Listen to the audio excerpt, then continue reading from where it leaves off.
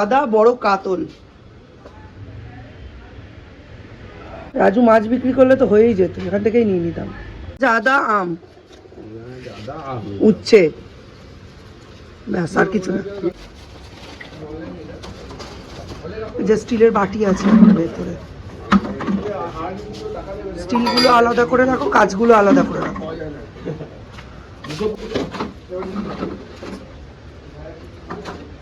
কি লেভেলের চলে যা দেখছি, স্টোর রুম থেকে বেরোচ্ছে।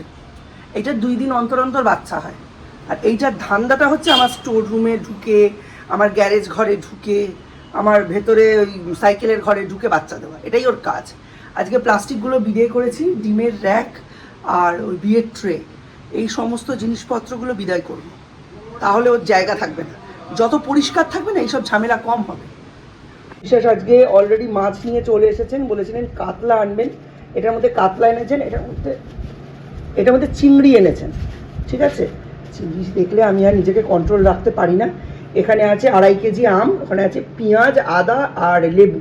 ও হ্যাঁ, উচ্ছে আছে। আমাদের টিফিনে হচ্ছে ফলার, আর মিস্টার বিশ্বাস ছাড়াচ্ছেন হিমসাগর আম।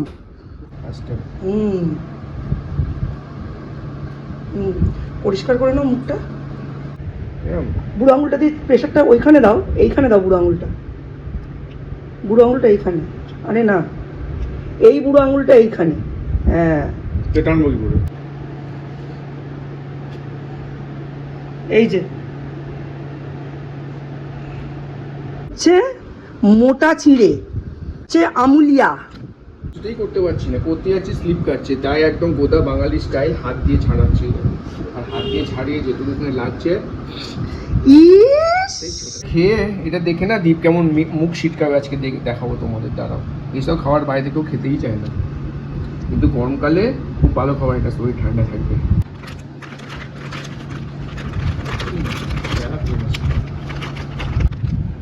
চলে গেল আমুলিয়া, চটকে মাখো চটকে। না বেশি চটকালে আবার যদি ওরা খেতে না চায়, হালকা হালকা চটকালাম, বলবে চটকানো খাবো না, তখন সবটাই দিদি। সবটাই লাগবে। আরো একটা জিনিস দিয়ে এই জিনিসটা খেতে ভালো লাগে, সেটা হচ্ছে নারকেল কোড়া। নারকেল এখন আর কোথায় পাবো? এখন নারকেল পাওয়া যাবে না, আর নারকেল খেলে উল্টে পেট খচখচ করবে। এটা করে নারকেল এখন সকলের সহ্য হয় না। দেখ, এটা এবারে দই মাখিয়ে দিলাম, এবারে এর মধ্যে হালকা চিনি দেবে, চিনি দিয়ে এবার খেতে দেবে, শরীরও ভালো থাকবে, বাচ্চাদের পেটও ভরবে, দারুণ খাবার খেতে দেবে। গরমের খাবার, গরমের খাবার, এত গরমে বাইরে পারফেক্ট ব্রেকফাস্ট। হ্যাঁ, এত গরমে বাইরের ওই কচুরি না খাওয়াই ভালো। এইবার যাদের ধরো বাড়িতে সুগারের লোক আছে তাদের জন্য এমনি তুলছি, আর এমনি যারা সুগার আর কি ডায়াবেটিক তাদের জন্য অল্প এমনি, আর যা তারপরে বাড়ির অন্যান্য লোকেদের জন্য নর্মাল, তার মধ্যে একটু চিনি মিশিয়ে দিই। হ্যাঁ, দুষ্টুমি করো, তোমায় কে ভালোবাসবে বলো? দাদার আজকে ফেভারিট খাবার হয়েছে।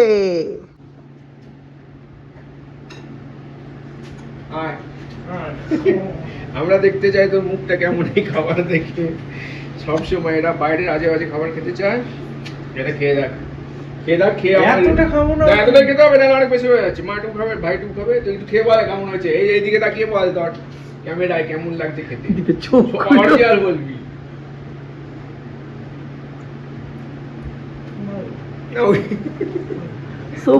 বেরোচ্ছে না, মন থেকে বলতে পারে না।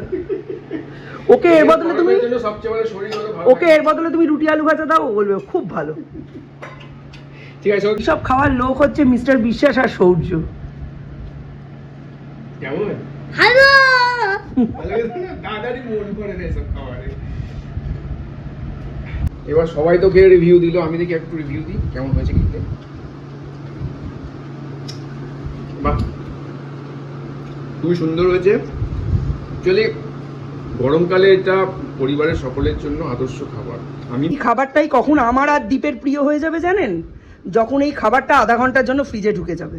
তারপরে দেখি হট করে চাল বাড়ন্ত, তো ফ্লিপকার্ট মিনিটস থেকে চাল আনিয়েছি, দেখাই আপনাদের। মিনি কিট বলছে, কিন্তু এই দেখুন চালের দানাগুলো কি মোটা মোটা না, মিস্টার বিশ্বাসের একদম পছন্দ হয়নি, তাই আমি ওনাকে বললাম যে 10 কেজি চাল তো আনিয়েছি, তুমি আরও 15 কেজি তুমি যে চালটা খাও সেটা অর্ডার দাও। খুবই বাজে, মানে বেকার বেকার আমাদের 500 টাকা মতো গেল, একদমই বাজে কোয়ালিটি। আপনাদের 2 রকম জৈব সার দেখিয়েছি, আরেক রকম জৈব সার যেটা বোগেনভিলিয়ার কাছে এবং কাঠগোলাপের কাছে খাদ্য। দেখুন দিয়ে দিচ্ছি, এটা হচ্ছে চিংড়ির খোসা ভেজানো জল, চিংড়ি মাছটা ডুবিয়ে রেখেছিলাম, ঠিক আছে। 4টে টব আপাতত বোগেনভিলিয়ার জন্য রেডি করেছি, এতে দিয়ে দিলাম। করুন মাছের ধোয়া জল, চিংড়ি মাছের যেমন আমি খোসা ভেজানো জলটা দিয়ে দিলাম, চিংড়ি ধোয়া জলটা, চালের জল, ভাতের ফ্যান, গোবর সার, কলার খোসা ভেজানো জল আর পেঁয়াজ রসুনের খোসা ভেজানো জল। এর বাইরে কোনো কিছু এক্সপেন্সিভ জিনিস গাছের লাগেই না। যদি আপনি কমার্শিয়ালি করতে চান সেল, তাহলে সম্পূর্ণ আলাদা ব্যাপার, সেক্ষেত্রে আপনাকে ফ্রিকুয়েন্টলি গাছের কাছে ফুল বা ফল চাইতে হবে, তখন আপনার লাগবে রাসায়নিক সার, আদারওয়াইজ লাগে না। আর এর সাথে আরেকটা জিনিস লাগে, প্রচুর ভালোবাসা, প্রচুর ভরসা, প্রচুর বিশ্বাস, আর গাছের সাথে একান্তে গোপনে কথা বলা, ওরা কিন্তু সব বুঝতে পারে। 200 টাকার চিংড়ি, আর এর সাথে হবে পটল, পটল দিয়ে চিংড়ি মাছ হবে আজকে, পটল চিংড়ি দুপুরের মেনুতে, সাথে ডাল আর ভেন্ডি ভাজা। এই যে আমি ভেন্ডি ভাজা কাটছি, এর সাথে আমার লাল শাক করার ইচ্ছে আছে, তাতে আলাদা করে চিংড়ি দেবো না, দেবো এইগুলো আর পেঁয়াজ, দেখবেন লাল শাকের টেস্ট খুলে যাবে। সরস্বতী দিকে দিই না, এগুলো নিজেকেই মাজতে হবে, কি আর করা যায়। এটার আজকে মনে আমরা বড় কষ্ট দিয়েছি, ওই জন্য এইটা নিয়ে নেন, নইলে গা গোলাবে ওর, আমি জানি। কি আজকে জোগাড়ের দায়িত্ব দিয়েছে, অন্যদিন রাধুনি বাউনির দায়িত্ব দেয়, আজকে জোগাড়ের দায়িত্ব দিয়েছে। পেঁয়াজ আর ঢ্যাঁড়স কাটছে বসে বসে, আজকে ঢ্যাঁড়স ভাজা হবে, অনেক কেটেছে প্রচুর, মানে 500 ঢ্যাঁড়স আছে। আকাশে দেখেছেন কি রোদ্দুর, জামা কাপড় শুকোনো তো দূরের কথা, রং উঠে গেল। এই দেখুন ভিতরে সব ক্যালোর ব্যালোর করছে। হ্যাঁ, রবিবারে এই ব্যাকগ্রাউন্ডটা নিতেই হবে আপনাদের।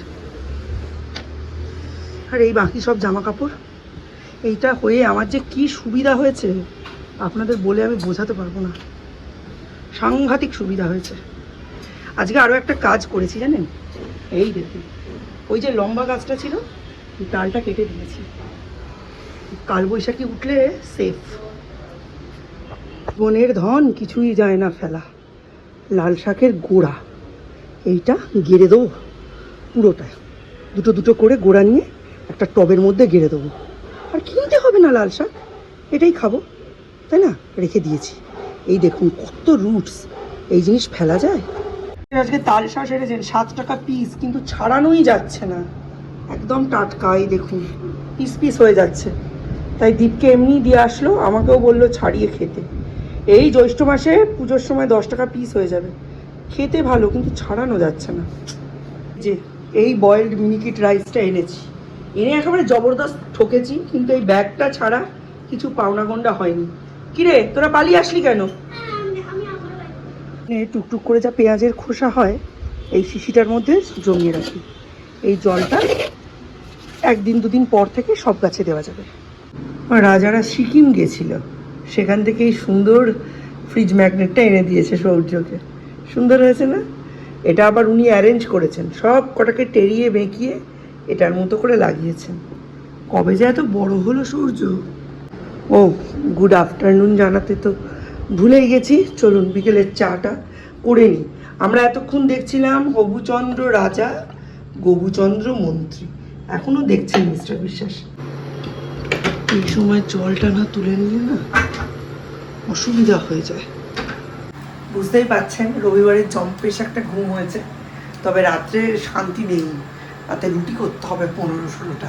চিংড়ি মাছ আলু পটল দিয়ে একটা তরকারি হয়েছে, সেই তরকারিটা দিয়ে সবাই রুটি খাবে, সাথে সুজি। তবে তার আগে অনেক দেরি হয়ে গেছে, চাটা দিয়ে দিই।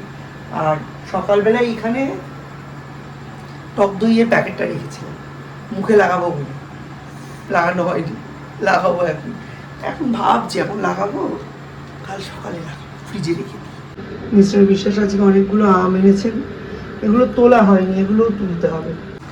এর মধ্যে পরশুদিন সরস্বতীর সাথে খুব ঝামেলা হয়েছে, প্রত্যেক দিন দুপুরে আস্তে আস্তে 2, 2:30 এরম বাজিয়ে দিচ্ছে।